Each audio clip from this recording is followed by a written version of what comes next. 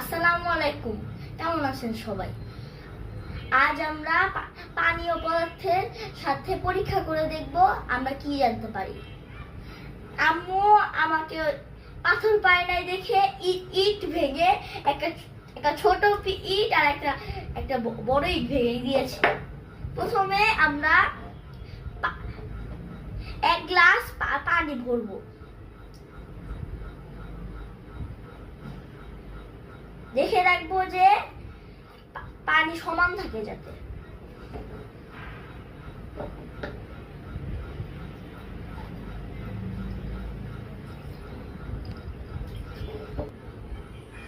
এখন আমরা 3 গ্লাসে সমান পরিমাপ পানি নিয়ে নিয়েছি।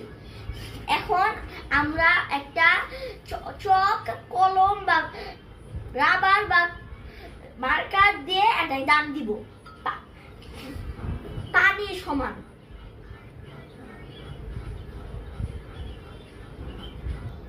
এখন আমরা পুরোপুরি সমান পানির সমান একটা দাগ দিব। মার্কার বা চক দিয়ে যে কোনো জিনিস দিয়ে একটা দাগ দিতে হবে। এখন আমরা ছোট পাথরটা একটা গ্লাসে রাখবো।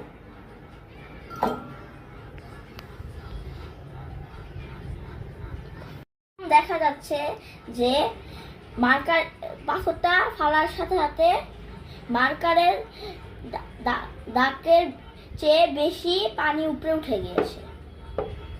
এখন দেখি বড় পাথরটা কি করে।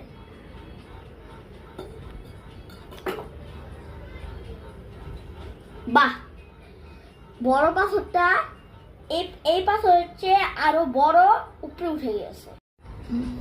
এখন একসাথে 3টা গ্লাস লাগিয়ে দেখি কি হয়।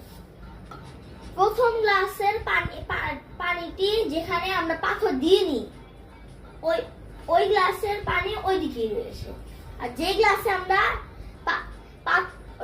ছোট পাথরটা দিয়েছি ওই গ্লাসের পানি একটু উপরে উঠেছে। আর যে গ্লাসে আমরা বড় পাথরটা দিয়েছি ওই গ্লাসের পানিটা একটু উপরে উঠেছে। এখন বোঝা গেল পাথরটি নিজের স্থান দখল করেছে। যে পাথরটি বড় সে পাথরটি বেশি জায়গা দখল করেছে, আর যে পাথরটি আয়তনে ছোট ওই পাথরটি একটু কম জায়গা দখল করেছে।